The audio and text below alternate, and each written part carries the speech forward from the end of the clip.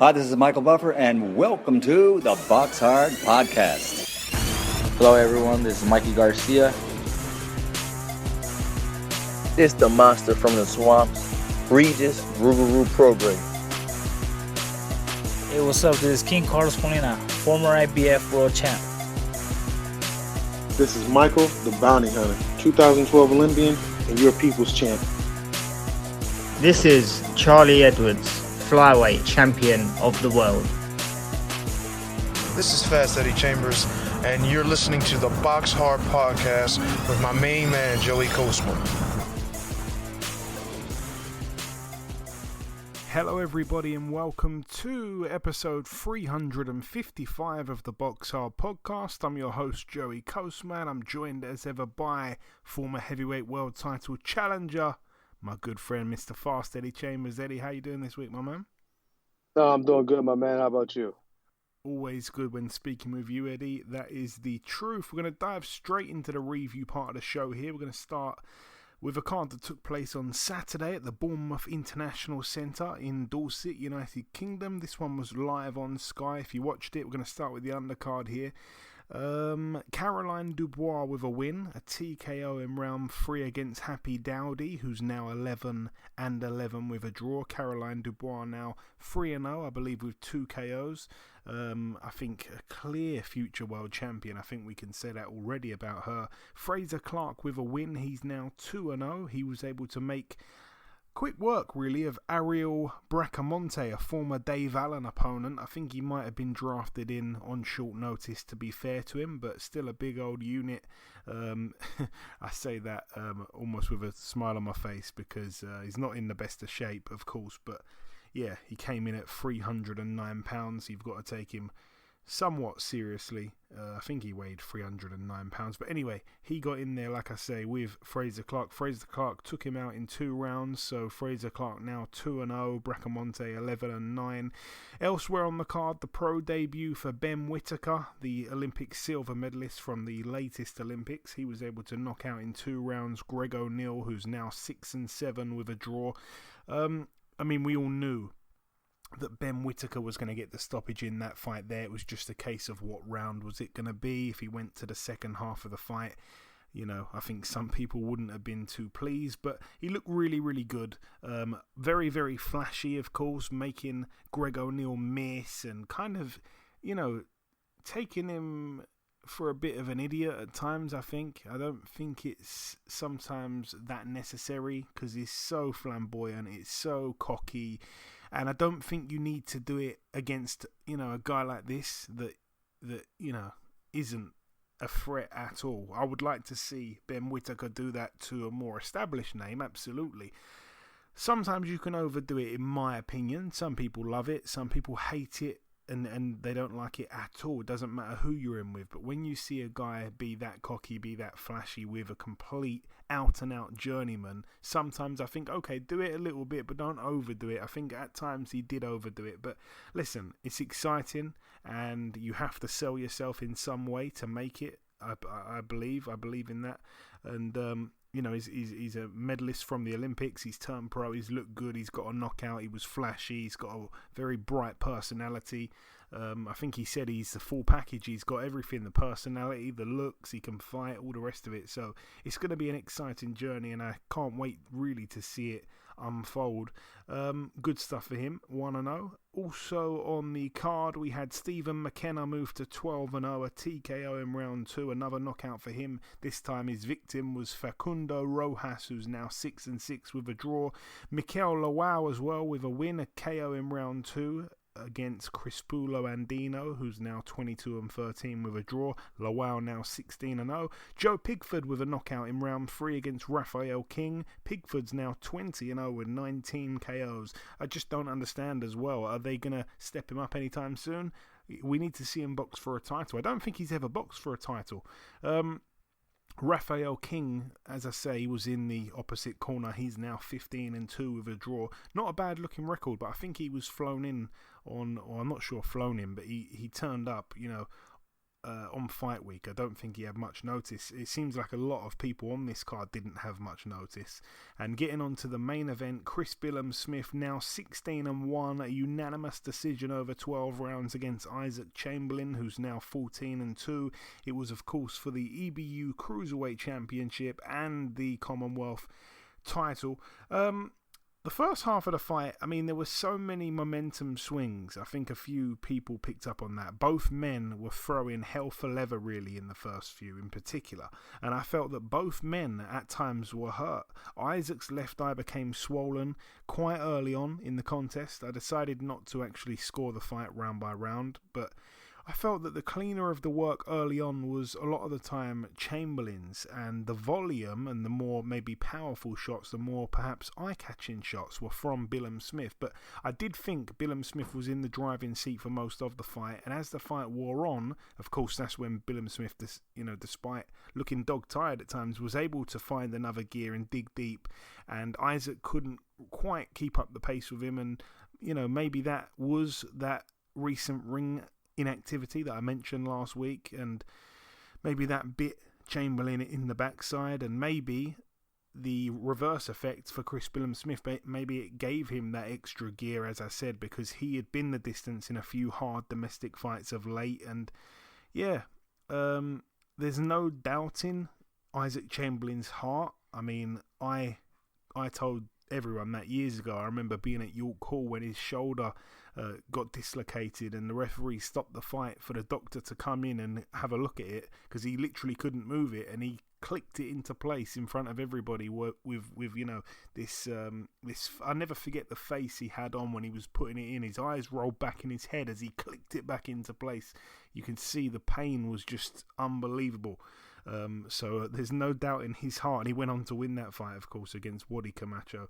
But yeah, I feel for Isaac Chamberlain, really, because I don't think he's got a lot out of his career, and he finds himself in another really bad spot here.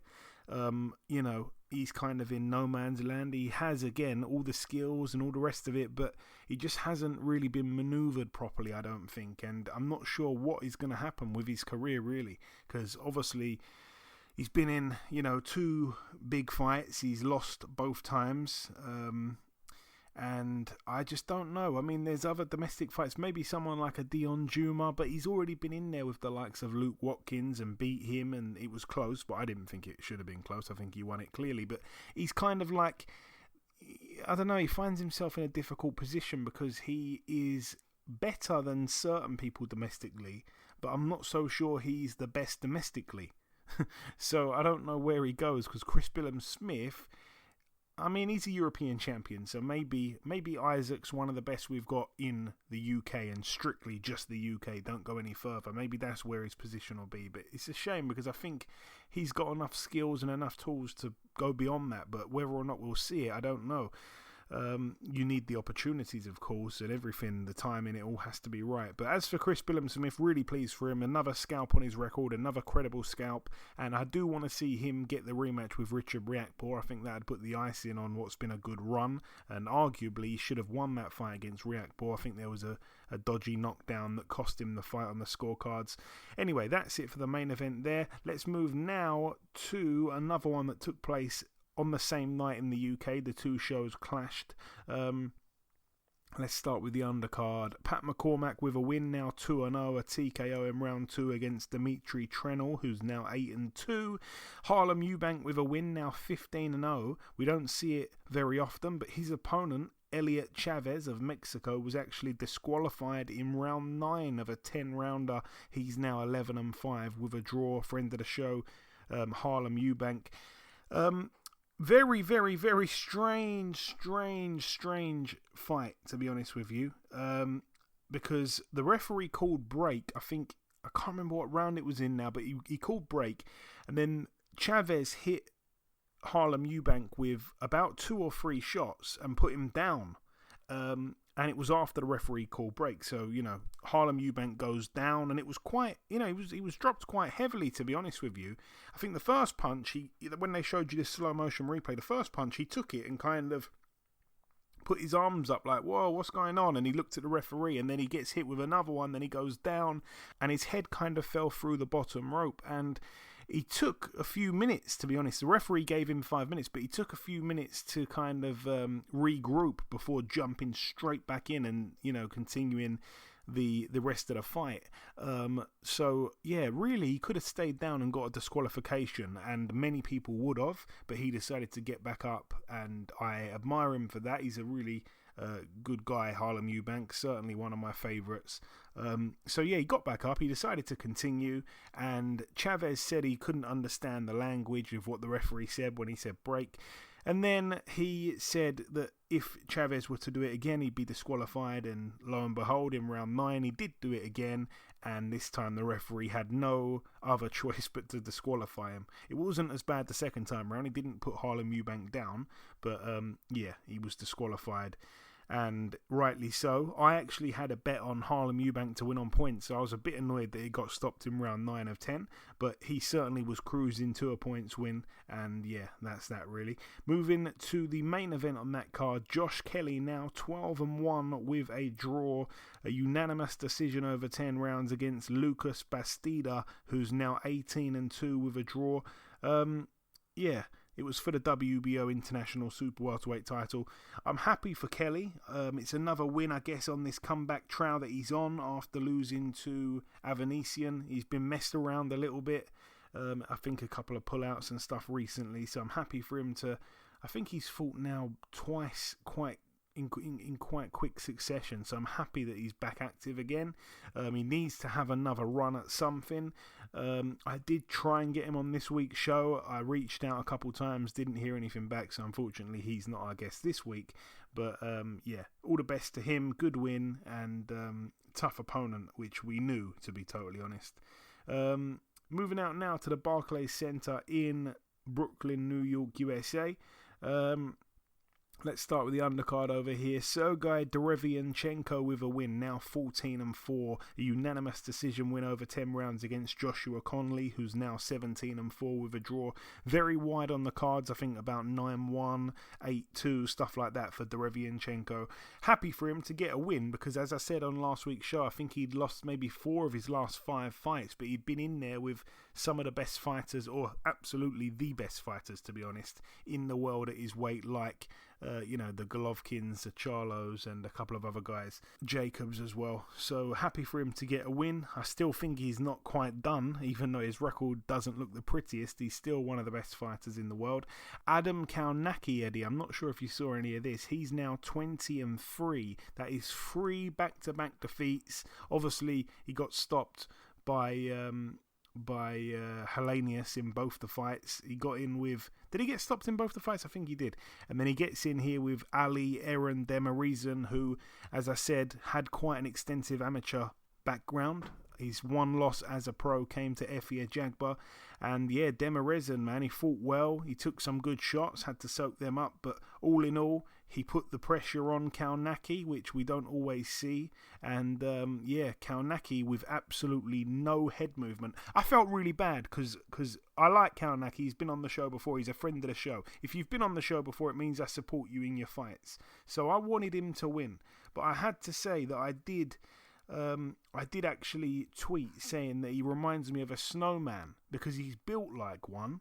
He doesn't have any hair and he does not move his head. And I think a few people liked that, but I like him, like I say, but I think it was quite a good resemblance. But yeah, I don't know where he goes. He's in a heap of trouble. Again, Eddie, I don't know if you saw any of it, but to hear that Kaunaki's now racked up 3 losses in a row, he's in a terrible position. I think he even said himself, like, before the fight, that if he were to lose, like, what's the point in carrying on? Yeah. Funniest thing, I'm actually in the camp. I think his brother helps run the camp for this kid named Damian Niaba. He's really young. I've been sparring with him recently, but he's pretty good. And I was talking with him the day of the fight, funny enough. And he said, "Oh yeah, Adam has a fight tonight." And I'm like, "Okay." I'm fully expecting him to win the fight. Figuring it's a good comeback fight, for him or something like that. But to hear that he lost, and I was actually talking to people who was actually watching that, I couldn't get it on for some reason, and they say, "Yeah, he lost," and I'm like, "Wow." You know what I mean? To lose the 2 fights that he wasn't expected to lose with Elenius.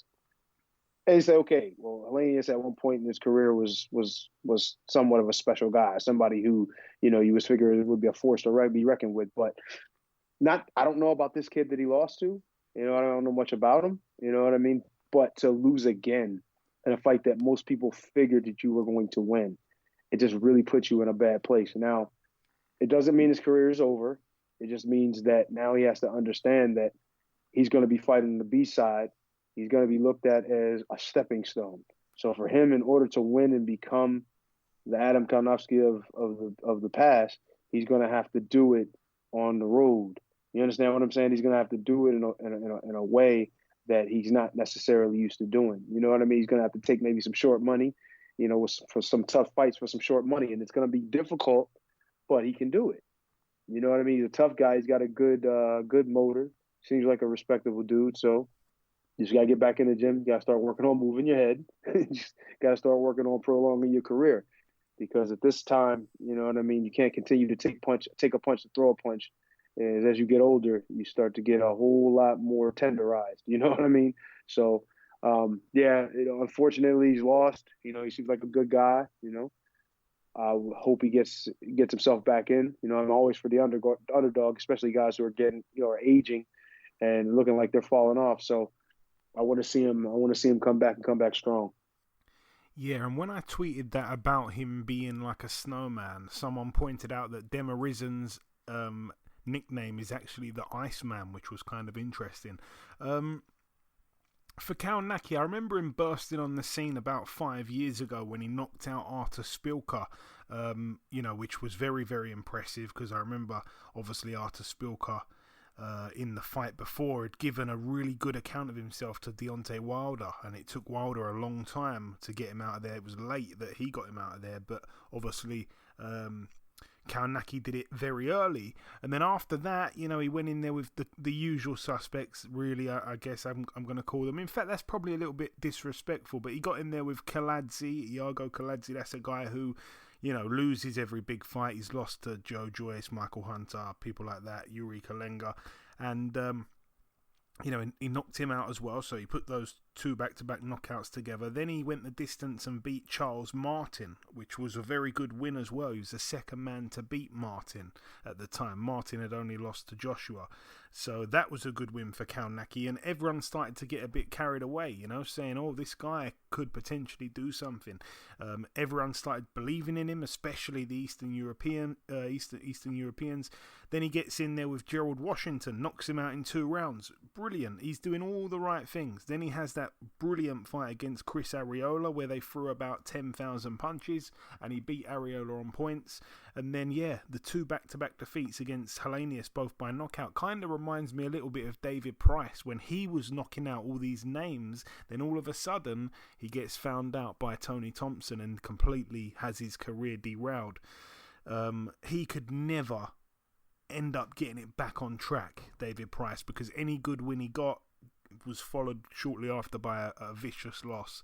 And for Kalnacki, I fear he might be in the same position. Obviously, he's nothing like David Price in terms of his boxing skills, his boxing style, his body type, his build, his height, or anything like that. But I just think career-wise, banging out good fighters, looking good, beating former world champions, beating former title challengers and stuff, and then loses to an older guy in Helenius, just like Tony Thompson when he was about 44 when he beat David Price.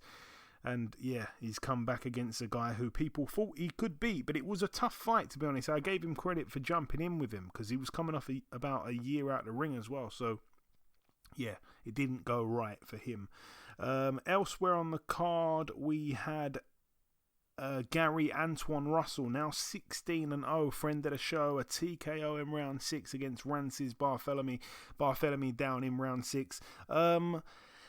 Happy for Gary Antoine Russell, obviously. He extends that knockout streak, but I have a big issue with the stoppage. Rances Barthélemy, for the first time in his career, suffers a loss by knockout. He's now 29-2 with a draw. What I didn't like is that when Barthélemy went down, He got back up. For me, was clearly okay, and the referee straight away waved it off. I couldn't see what the referee saw. I looked at the guy's eyes in slow motion. I looked at the guy's legs. There was nothing that indicated that he couldn't continue, especially when you know about the guy. He's a tough guy. You know, he'd never been stopped. I'm not sure I don't know if he'd been down, or if he has been down, he's certainly been down only a small number of times. He's a generally tough guy, good chin, Cuban fighter, and he was in this fight at times actually standing and trading with Gary Antoine Russell, and having big moments. I think he hurt Gary Antoine Russell a couple times, and he's not really known as a big banger, and it's not really his style at all to stand there and bang. So the way the fight had gone, and what you already know about Barthélemy as a fighter, and the fact he got back up off the floor and looked fine, I don't understand how the referee can read into that and say, I need to stop the fight. Sometimes a referee might subconsciously stop a fight because of the fighter's history. That happens, okay? So if we saw, for example, David Price, who we just spoke about a minute ago, if David Price gets knocked down, he's been viciously slept before. So if you see him get knocked down in a fight and he gets back up, sometimes the referee subconsciously thinks to himself, this guy's took a lot of punishment throughout his career, and they'll stop the fight sometimes prematurely, or more premature than they should do on a normal day. However, that wasn't the case here, because that's not what's happened to Rances Barthélemy. Another thing is, if a guy is taking an absolute pasting, and then after being hit and hurt so many times, he finally goes down, and the referee kind of saves him and says, I'm going to call this fight off. But that's, again, not what happened. I just couldn't get my head around it, to be honest with you. So the guy doesn't have a history of being beaten up. He doesn't have... He didn't fight in a way where he was taking big punches and being hurt repeatedly in that fight there. And I can't remember the other... there was 3 things that referees do to stop fights, and anyway, he didn't tick any of the 3 boxes, so I don't know what the referee saw. It was a terrible, terrible stoppage. Some people saying the worst stoppage they've ever seen. It's certainly up there. In other news, let's go to the main event. Danny Garcia, now 37-3, a majority decision over 12 rounds against Jose Benavidez Jr. I was very, very, very disappointed in Benavidez, obviously being the taller guy, the bigger guy naturally. I thought he could perhaps do something, but no. For me, he just got outboxed, and he waited patiently way too long. There'd be so many times where he'd stand in front of Danny Garcia and just wait to counter, but Garcia would just fight at his own pace. He'd land his punches, and he a lot of the time would just move out the way. By the time that Benavidez would counter, he'd be out there, out of the way, out of punching range. So I think Danny Garcia boxed quite well. I think Benavidez, though, more so, was very disappointing.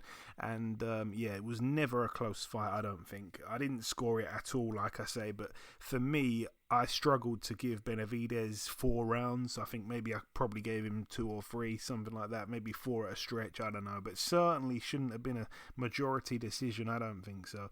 And just before, because I almost forgot there, the Barthélemy and Russell fight, I do want to say that's 2 stoppages in a row now that have been extremely questionable, that Gary Russell Jr., or Gary Antoine Russell, I should say, has picked up. So he still has that 100% knockout ratio intact.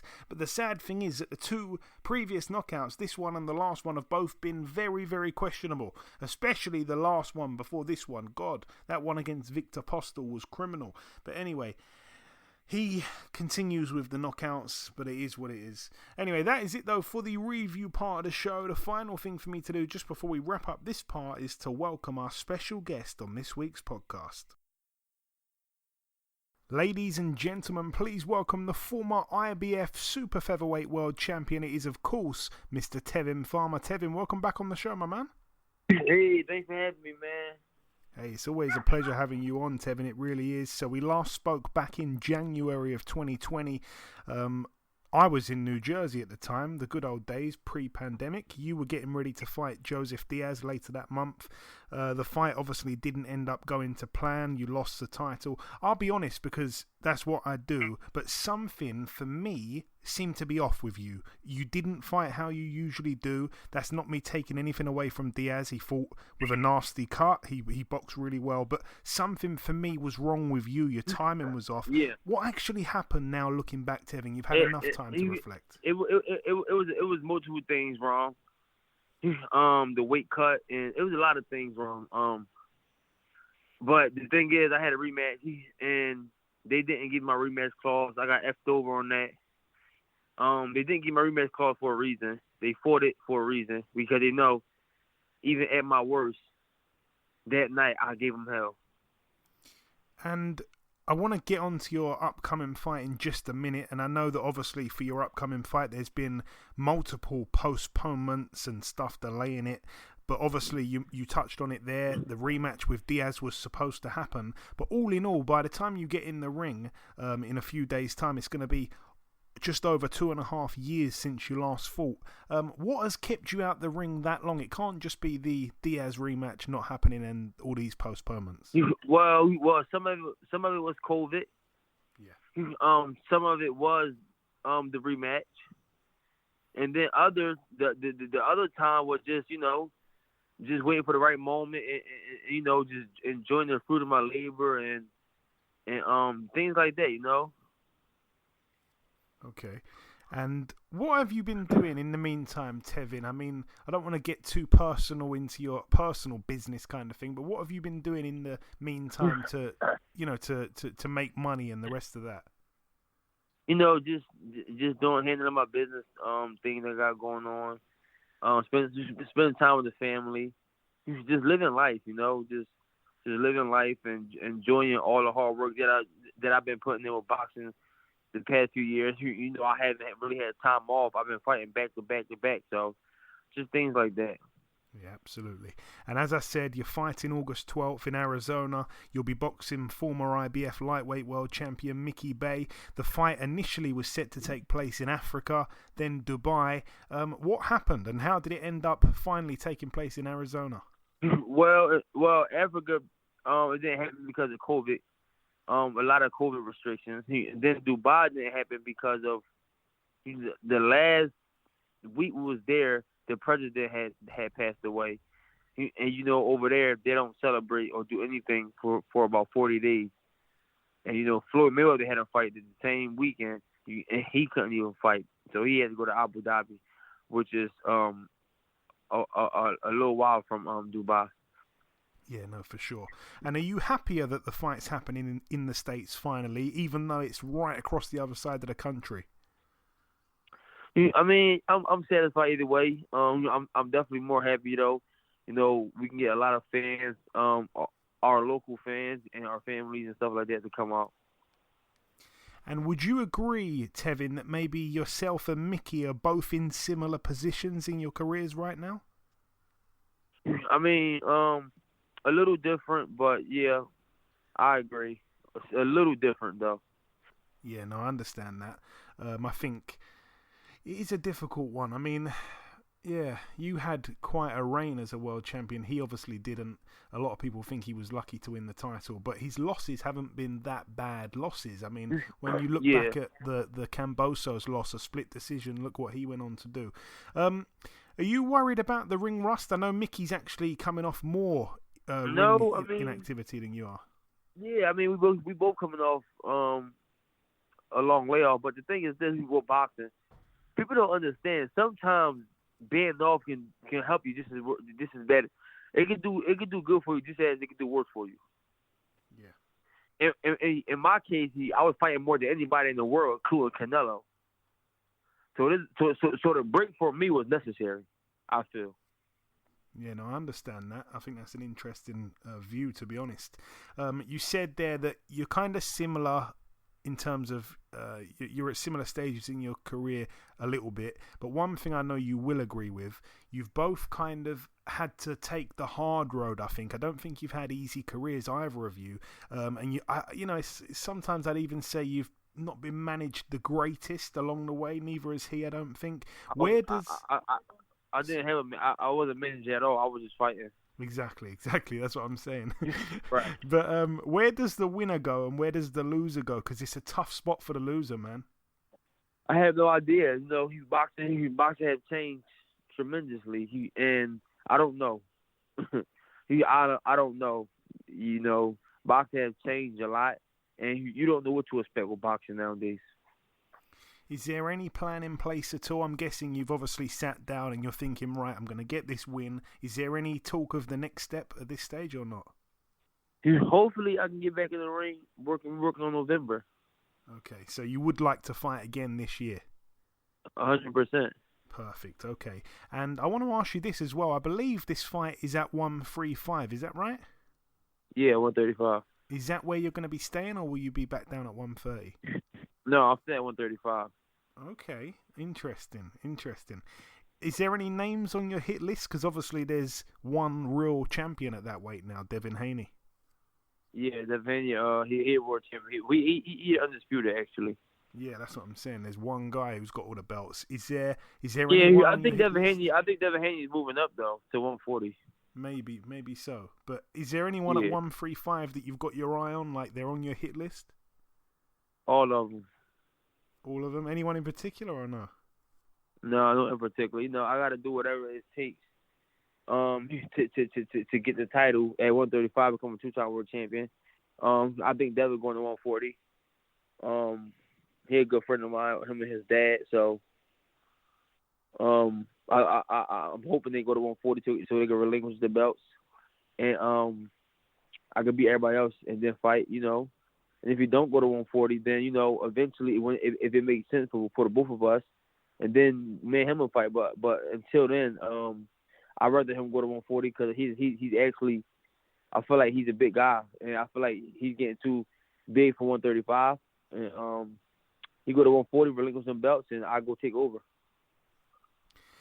And even though you want to stay at 135, obviously that's down to you. But just from my point of view, I would have loved to have seen you back at 130, just because the division's so exciting at the minute. Obviously, with the likes of they gotta come up because they gotta come up. I did my part at 130 already. So I proved myself already in that weight. All it is that there's a guy, obviously, I don't know if you saw the fight, but Eddie Hearn has got Joe Cordina, who just knocked out Kenichi Ogawa. That would be That's easy work. I beat the shit out Kenichi Ogawa. And Eddie Hearn wasn't there, put one of his fighters in there with me. Yeah, no, I understand that. Okay, 135 is where we're at. Okay, no problem at all. There's a lot of big fights there. Of course, a lot of good contenders. There's a lot of fights there. Yeah, there's a lot of good contenders. A lot of guys in the States as well. Yeah, 135 is a hell of a division. You know, I'm gonna go there and run it. Yeah, no, it always has had a lot of big names. Doesn't always get the credit, that division, but I like you in that division. It's a good addition to it. Just before we wrap things up, Tevin, if you've got any closing words, I always like to say, if you want to say anything before we let you go, you can say whatever you like. Like I say, we haven't had you on for a couple of years now. I just want everybody to tune in. They got all, or if you're around the area or you want to fly in, you can purchase tickets from my Instagram link in my bio. And you also can watch it, the link in my bio. And, you know, it's going down August 12th. It's Tevin Farmer and Mickey Bey. And I'm excited, man. Shout out to Bey Brothers Promotions, Tevin Farmer Promotions, EJ, Shantae, Big in Life Entertainment, and stuff like that, you know. Big things on the 12th, you know. And then the winner, which will be me, looking to do bigger things, you know. And, you know, become two-time world champion. There we go. It goes down in Arizona, August 12th. Once again, hit Tevin up on Instagram. The link for the tickets is in his bio. And also, Tevin, you didn't plug it, but I'm going to. Go on YouTube and follow Life as Tevin and Poker. My man. I appreciate that. Yeah. I'm going to get back on my YouTube thing. And my Instagram, whoever don't know it, is Tevin Farmer 22. There we go. Listen, Tevin, it's always great speaking with you, brother. Thank you for your time. You too. Best of luck, and we'll speak after for sure. I appreciate it. Shout out to y'all, man. Thank you. Okay, now it's time for part 2 on this week's show. This part, of course, usually is the news part of the show, but there's no news. So if anything develops from now to the end of the show, I'll talk about it on the outro. So with no further ado, let's move straight to the preview part of the show. We're going to start here on Saturday at the SSE Arena, the Odyssey, the former Odyssey Arena, I think it used to be called, in Belfast, United Kingdom. Not so sure which channel this is going to be on, or if it's even going to be on TV. I've got no idea, actually. But anyway, it's going to be quite interesting, I think, this card. Let's start with the undercard. We've got Sean McComb, 13-1 in a 6-rounder against Ramiro Blanco, who's 18-11-3. We also have Paddy Donovan, 8-0, getting in with Tom Hill, who's 10-2. That's over 8 rounds. Brilliant fight on the undercard here that I really love. Tyrone McKenna, 22-3 with a draw, gets in with Chris Jenkins, 23-5 with 3 draws. I tell you what, that's a great fight, and I was stunned to see that Tyrone McKenna's such a massive favourite. I was absolutely stunned about that, because I guess career-wise he hasn't achieved what Chris Jenkins has achieved. And then I thought to myself, why is Chris Jenkins the underdog here? Then I thought, oh yeah, he did get banged out early against Florian Marku. Maybe that's it, because prior to that he was doing okay. He beat Julius Indongo. And then I thought to myself, what has McKenna done lately? Well, in his last fight, he got banged out by Regis Prograis. So, yeah, it's kind of strange. But really and truly, I guess that, both guys are coming off knockout losses. I would say that Chris Jenkins is more established and has, better skills and everything than Tyrone McKenna. Is Tyrone McKenna, though, a little bit fresher? I don't know, but I was very surprised to see Chris Jenkins quite a big underdog. I'm going to put a little tiny bet on him to win the fight. We'll see how that one goes. Elsewhere on the card, we have Padraig McCrory, 13-0, getting in with Marco Antonio Periban. That's a man who I haven't seen for a long time. I actually thought he was retired, to be honest. Periban, oh my God, I remember him getting in with the likes of James DeGale all those years ago. Been in there with James DeGale, Joshua Buatsi, Jalen Love, Avni Yildirim, and I think one or two others. But yeah, Periban, wow, that's a name from the past. That's going to be weird. And the main event, Michael Conlan. This is so interesting. Michael Conlan, 16-1, gets in with Miguel Mariaga, who's 30-5 of Colombia. Now, Miguel Mariaga, 26 KOs from his 30 wins, so he can certainly bang. There's no question about that. Remember, Michael Conlan is coming off that knockout where he was knocked out brutally, where he was knocked out of the actual ring in round 12 against Lee Wood. So he's getting straight back in with arguably the biggest puncher that he's ever boxed. So I think that's crazy. And also, Mariaga, he does have his limitations, and his limitations are that he himself isn't the best, I guess, in terms of his skills. He doesn't have the skills of Conlan. Conlan will be picking up a nice early lead, I think, in this fight here, if he's not gun shy in any way. If he's going to be able to come back in this fight here and not think about being knocked out, because if he's thinking about being knocked out and he's a little bit hesitant, then he could end up getting hit early on, and he could end up, staying hit, as they say. It's very risky, I think, but yeah, skill-wise, Mariaga can't really mess with Conlan. Mariaga can be quite easily outboxed, and he's also 35 years of age now. But yeah, he's more kind of known for his losses. He lost on points to Joet Gonzalez. He lost on points to Oscar Valdez. He lost on points to Nicholas Walters, another name from the past. And the one time he got stopped was when he got in there with Vasily Lomachenko. At one point, he was going to take on Shakur Stevenson, but the fight never ended up actually happening. So I think it's a really hard comeback fight there for Conlan, and he's got the pressure of it being in Belfast as well. So again, I'm going to put a sneaky little wager on Miguel Mariaga. I think there's a couple underdogs on this card that could potentially pick up wins. Moving out now to the Sheffield Arena in Sheffield, Yorkshire. This one's going to be on DAZN. It's going to clash, unfortunately, with the Conlan card. Let's start with the undercard. We've got heavyweight, the Romford Bull, Johnny Fisher, 5-0 in a 6-rounder against Mikael Resinger, who has a record of 3-1. That's over 6 rounds there. We've also got Campbell Hatton, 7-0. He gets in with Mikkel Dufek, who's 34-23 with 2 draws. That's a massive jump up in terms of experienced opponents there, because Campbell Hatton, he's boxed a few guys early on that hadn't really had many fights. I think most of his opponents had less than 10 fights. This is a guy here who's had, almost 60. This will be his 60th fight. That's madness. He's got 34 wins. I tell you what, this is going to be interesting again. I wonder if there's any value in putting a little sneaky bet on Dufek. I don't know. 34 wins, 22 KOs. Ooh, I'm not sure. To be honest, he put together 1, 2, 3, 4, 5, 6, 7, 8, 9 wins in a row up until his last fight. Wow. That's interesting there. Oh my God. Wow. I'm going to be betting on some underdogs this weekend. That's over 6 rounds, by the way. We've also got Kieran Conway, 17 and 2 with a draw. Conway coming off that win last time out against James Metcalf. He gets in here with Arrow Schwartz, who's 19 and 5 with a draw. That's over 8 rounds there at Super Welter. We've also got Hopi Price, 7 and 0 over 8 rounds against Alexander Mejia, who's 18 and 3. We've got Jordan Thompson, 13 and 0, 11 KOs.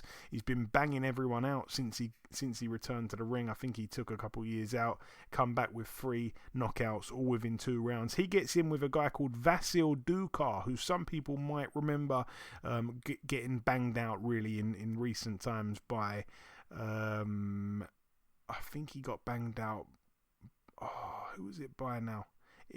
Mike Perez, the Cuban, yeah, he got him out of there. He's also been in there with Chris Billum-Smith, and he also got in there with someone else. I think I wanted to say it was, I thought it was Okoli, but I'm not entirely sure it was. I think it was another guy from the UK though, and he lost to him. Let me think. No, I'm not sure. But yeah, Vasil Dukar has definitely been in there with Chris Billum-Smith. I remember that much. Anyway, he's quite tough, to be honest. So it's a good fight, really, against Jordan Thompson. To be honest, Jordan Thompson should probably get him out. It's for the IBF European Cruiserweight title as well. That one there. Also, a brilliant women's fight on the card for the WBC International Super Lightweight title over 10 2-minute rounds. We've got Sandy Ryan, 3 and 1, getting in there with Erica Annabella Farias of Argentina. The pair fought last time out, so it's a rematch here, of course, an instant rematch.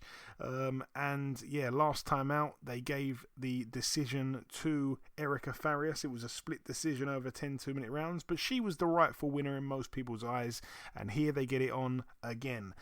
Is it another case of Sandy Ryan being a bit too rushed? Is it a bit too soon? Should she have perhaps picked up another couple of wins, a couple confidence boosting wins, and then got in there with her? We shall see. It's either going to be brilliant matchmaking or absolutely terrible. There's going to be no in between there.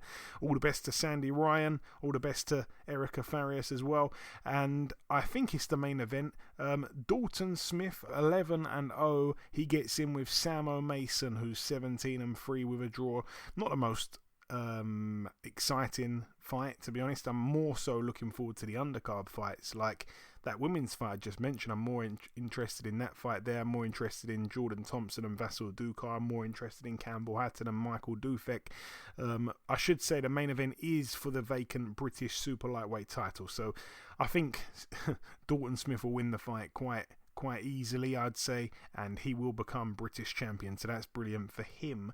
Moving out now to the Commerce Casino in Los Angeles, California. Friend of the show, Sulem Urbina of Mexico, 12 and 2 with a draw, gets in with Josep Vizcaino, who is 10 and 9. That's over 6 2-minute rounds there. And moving to the final card to mention, it takes place at the Dickies Arena in Fort Worth, Texas, USA.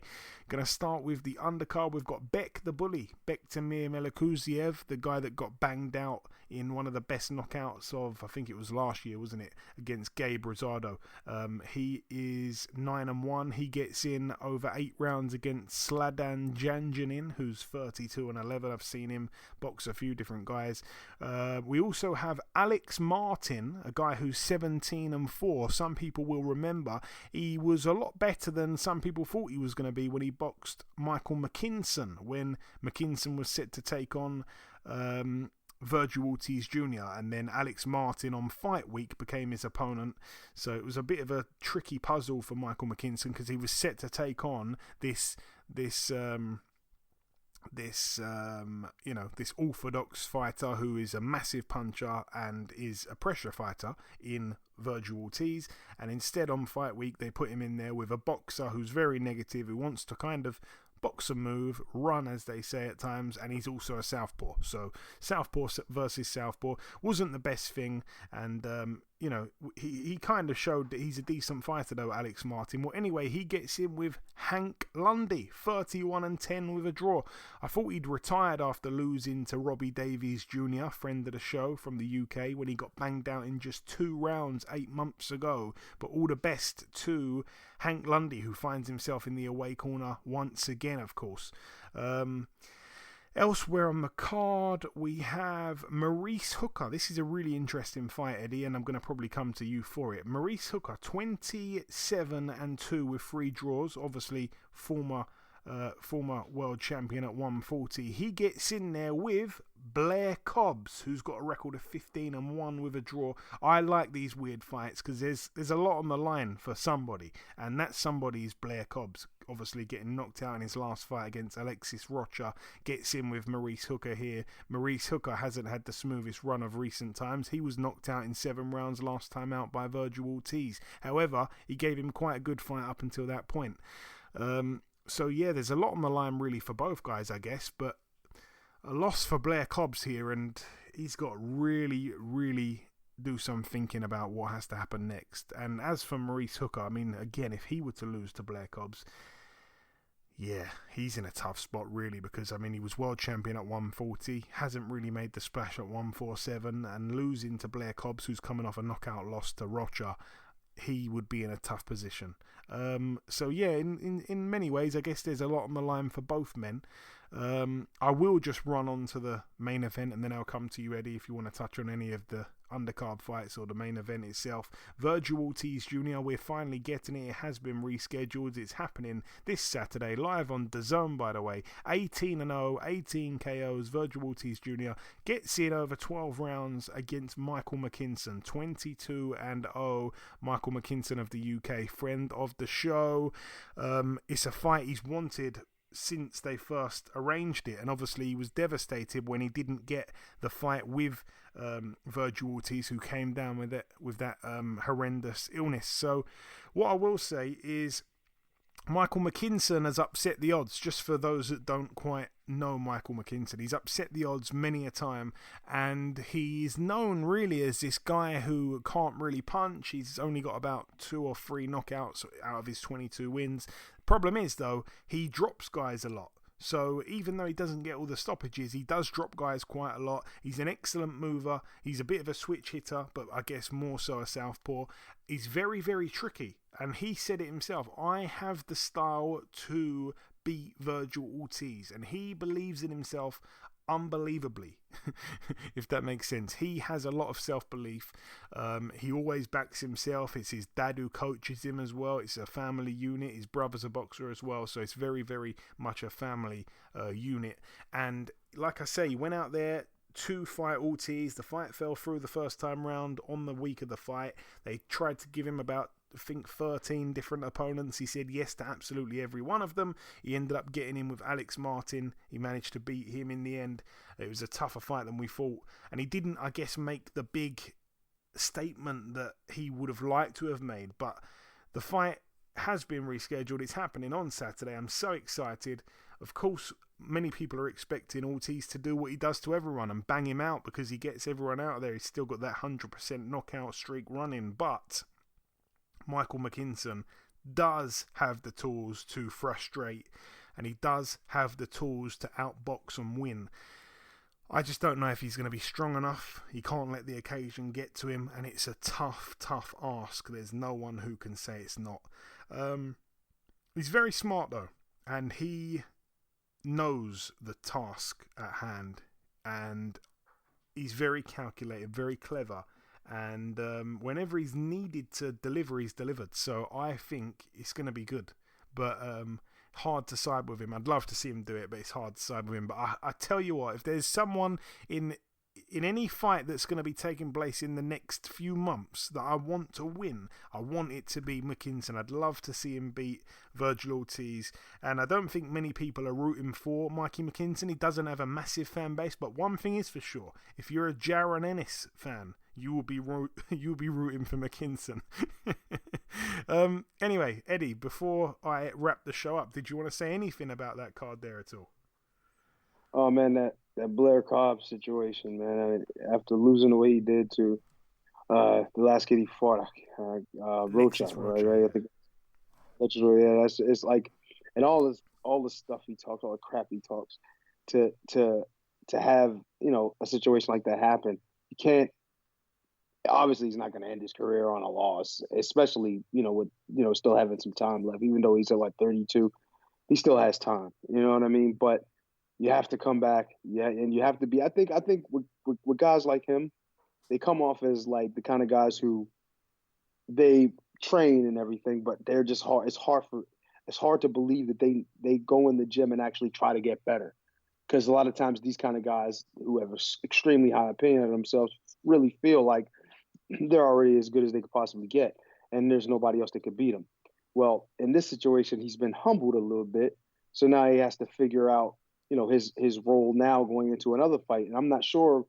I don't really know much about the kid that he's fighting. I heard, I've heard about him, and he's supposed to be pretty good. But he's also coming off of a big loss, knockout loss. Yeah, Maurice Hooker. I haven't really seen much of him. You haven't seen him? Okay. Not much. But I mean, look. At the end of the day, they both have something to prove, and I'm pretty sure it's going to be an interesting fight. Of course, I know Blair from him being in the gym with us back in Shooters back in the day when he was a kid. But now he didn't. I mean, look, you got to give him credit. He's trying to sell himself. He's trying to make himself, a big draw. You know what I mean? Whether you make people hate you or love you, as long as you get them to notice you, you can make money with it. So I mean, I applaud him for that. But the more you talk, the more you're going to have that bullseye on your back, and then you're going to have to perform. So the way he lost to Alexis Rocha can't happen again, because if it happens again, he's just going to be a laughing stock, and you don't want that kind of a situation at all. As far as the main event was Virgil Ortiz and McKinson. I mean, Virgil Ortiz, obviously, everybody knows of him with the 100% knockout ratio, but guys like McKinson, who are tricky, crafty guys who don't really care about knocking you out, they just want to win, are very, very difficult to beat. Those are the kind of guys, like it's like when you're coming up in boxing and you're a young guy, and you meet that guy who has, like, I don't know, 100 fights, but never been knocked out once. It's like they got that motivation to just survive so they can get that paycheck next week when they got to fight wherever else they're going to be at. You know what I'm saying? It kind of has that kind of a situation. But in this case, he's a kid. Obviously, this guy, he can fight. He's skilled. He has a lot of these tricks. He knows how to survive. You know what I mean? He's one of those spoilers too. So Virgil Ortiz really has to come with his A game. He's got to fight this like it's for a world title, because it is, in a sense, because he wants to make sure that he can win this fight to continue to go on and challenge for one later on. So, and forget about, in this situation, in my opinion, the knockout. Forget about the knockout. Just go out there and get the win. If the knockout presents itself, get it. You know what I mean? Most guys lose fights against these tricky customers because they're looking for one punch and they're looking for a big knockout. You know what I mean? Just ask, what's his name? Jesus, the 130-pound, the one that beat Lomachenko. Jesus, I can't remember. Lopez. He was looking for that one shot against. What is wrong? I'm taking too many punches, man. I can't remember. Yes, he was looking for a highlight reel knockout against him, and look what happened. Bosa's ended up taking the decision. So it's just, you see so many different examples of how things can go wrong. If I'm Virgil Ortiz, I'm just going out there trying to win the fight in the best possible way. You know what I mean? So, interesting card. I'm definitely going to want to see it. But, but there's a lot that can go into it. And, we're looking forward to it. Absolutely, we are. There's a lot of fights, I think, that are going to be really good this weekend. Obviously, a couple upsets that I can see happening in Belfast, a couple upsets that I can see happening in Sheffield, and a couple upsets that I can see potentially happening in the Dickies Arena in Fort Worth, Texas. So it's going to be very, very interesting. It certainly is. But that brings the preview part to a close. The final thing for me to do is to come in with the outro, which I'll do in just a few seconds. Okay, and this wraps up episode 355 of the BoxHard Podcast. I've been your host, Joey Coastman. Eddie Chambers has been with me for the duration of the show. A huge shout out to our special guest on this week's podcast, the former IBF Super-Featherweight World Champion Tevin Farmer. All the best to him come August 12th in Arizona. The biggest thanks of all, though, goes out to you, the listeners. Thanks once again for tuning into this week's podcast. There has been one piece of news break whilst we've been recording the show. Joe Joyce will be fighting Joseph Parker. September 24th is the date for that one in Manchester at the AO Arena. The fight will be telecast on BT Sport pay-per-view. There's been no announcement yet on the undercard, but what a main event that'll be. But that's about everything from myself. Enjoy your weekends, people. Stay safe, and we shall see you all again next week.